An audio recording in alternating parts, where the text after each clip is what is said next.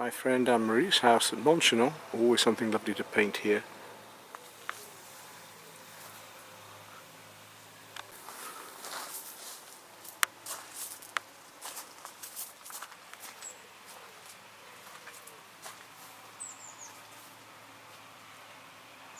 Look at the old gate. And I've straight away noticed this scene, which would be lovely to paint if you had a figure sat there.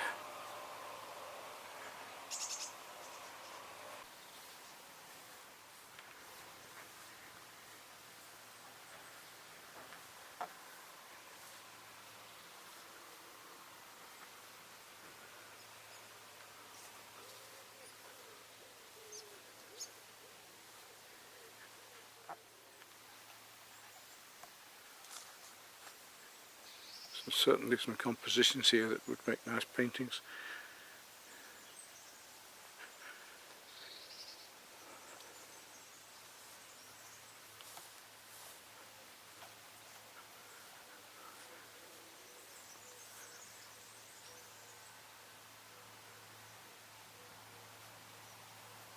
Just look at the light through there, isn't that gorgeous?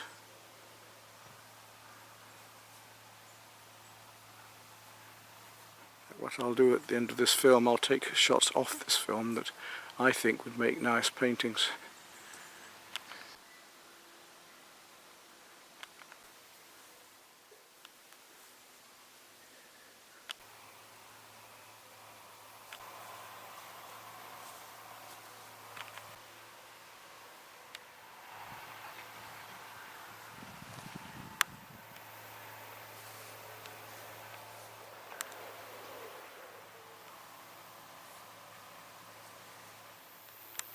Really hot summer's day here.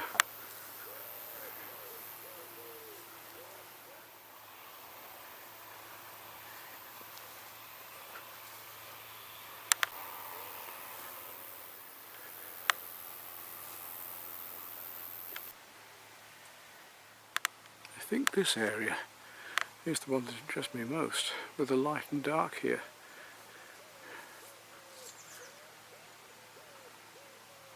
And that's a lovely composition, that one.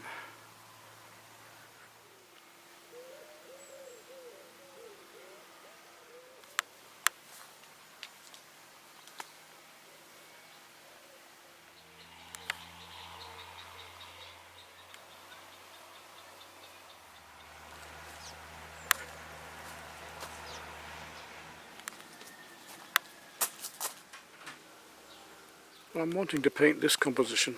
It's a bit dull today, doesn't really inspire me, but I really need to get going my painting again, so I'm going to have a go at this on this dull day for an hour or two and just see what happens on the smaller canvas. So I set up here. I'm going to start with a medium filbert and just block in all the background first of all of the mid-tones and dark tones, and then start to work up my textures and some of the flowers amongst them towards the end. So I try to get the canvas as square as I can. Let's work rapidly into this. So the design I want, I'll just use a little bit of... So I've got my basic composition done. Now straight in with my blocking in the greens. Hope that's recording all right, because the camera's giving me problems at the moment. It's locking up, but like a computer does. Alright, what have we got then? Play the warmers against the cools, get the recession going into the background here. Although actually, it's quite... and the texturing on this tree, which is the cherry tree. Straight away into that. So I'm using a sort of a mid-turquoise towards cerulean at the moment. It is nice to pick up a brush again. Maybe I'll get back into it. Let's hope so. I need my energy and wits about me for that. You see, yawning and feeling rather tired.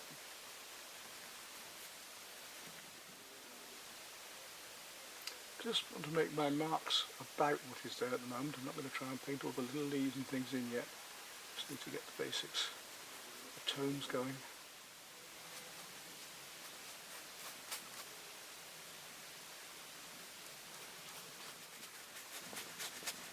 So let's work up these beautiful warm cool hues of the various greens first of all here. Just loosely, just giving ourselves a nice background and texture.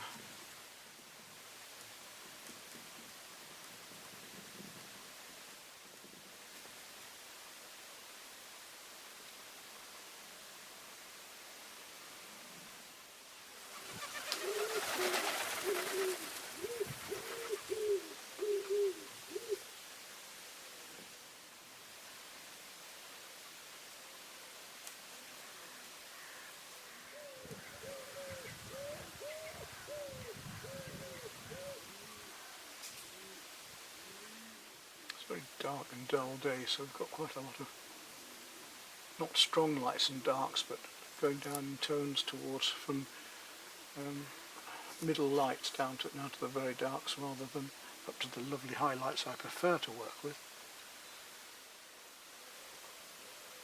So I'm going to be placing the lighter colours over this and hoping that they're going to be strong enough to support, to be seen over the dark colours behind here. It's nice having these ready-made colours to be able to use as well here. Just mix them in yourself, of course.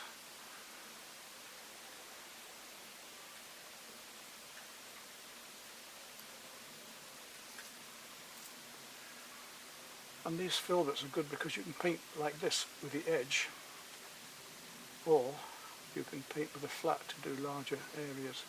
So you've got a lovely choice.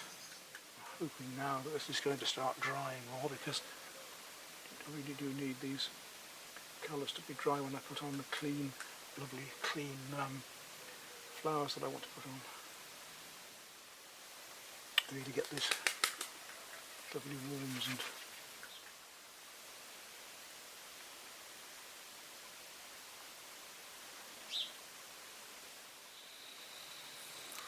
beautiful richness to it.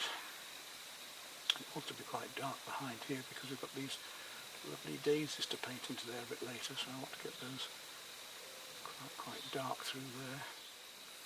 So I think we're now about to start to be able to put some of the lighter colours from the flowers in, so I might change down brushes in a moment and just let this dry a little bit more. To get a little bit more dark back into the background here to play these lights against it.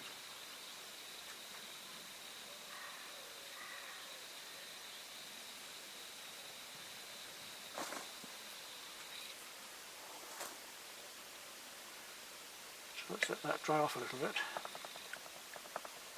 In the meantime, I'm going to change down brushes. So I was using a number 8 in my Specialist Crafts one. Lovely brushes. I'll have to go down now. I think I'm going to come down to a number 2.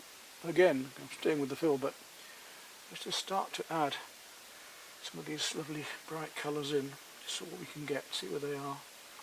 So we've got down the tree here, we've got some deep reds, some beautiful deep cadmium red coming down into here.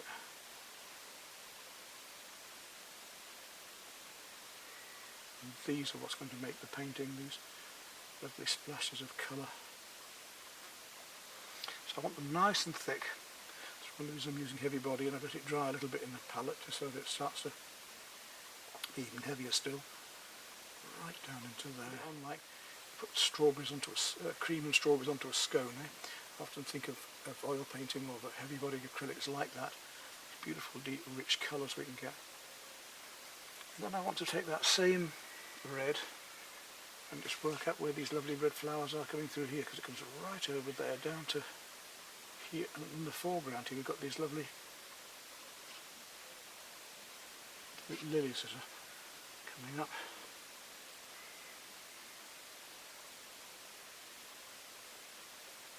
And to make them much brighter in a minute, I just want them to glow out at me.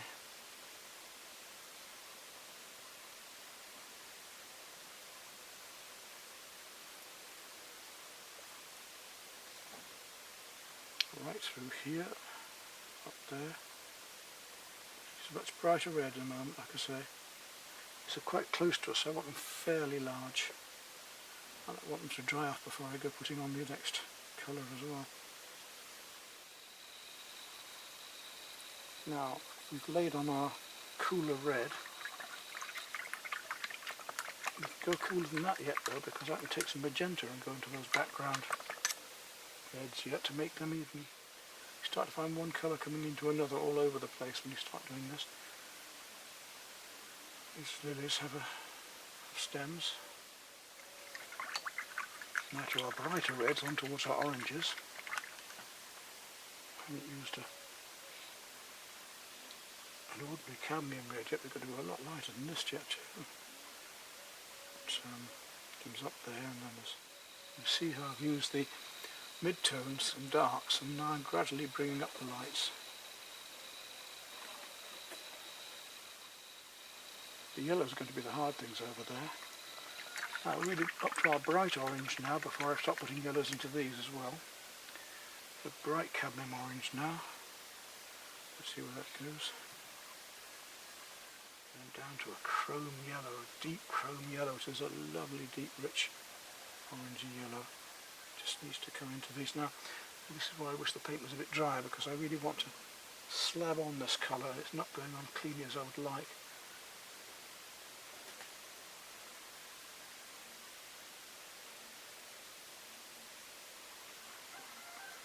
Talking of yellows, we'll go back to the cool yellows. Pick up some lemon yellow and white. The lemon yellow is very hard to use pure because it's always so thin. But if I put a bit of white with it, it gives it the body colour. It should enable me to bring out these. So we'll just let that dry for a moment and go and have some lunch. Right, had a little lunch, now we carry on. I have to bring you, see how the yellow sinks? It just does not stay, as it goes very transparent. Even though I'm putting it on quite thickly, it still come back as transparent. So I'm going to go down and try and find a small, well, this is a number 2 round, which hopefully will do me for what I want for the daisies. Get it going nicely. I'm going to have to paint pure white, and then I'm going to put some of the tones into that, but let's find out where it is. It's going to come out here. I'm going to put some shade into these later. I just want to get the light bits in first, establish where they all are. So we start loose, we finish tighter. As tightly as we want. This way we're in control, this way we can be as loose as we want or as tight as we want. Little spots and dots of colour that are going to compare one to another right through here. Yeah, the rain settled in and I don't have a job now to get done.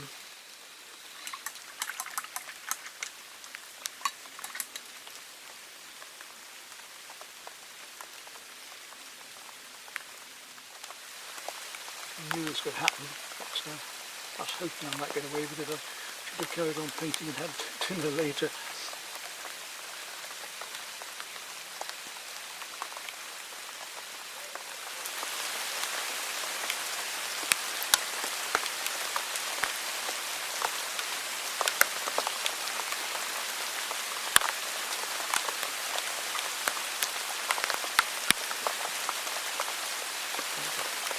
Paints out too much either with this water coming onto it. So I need these paints later.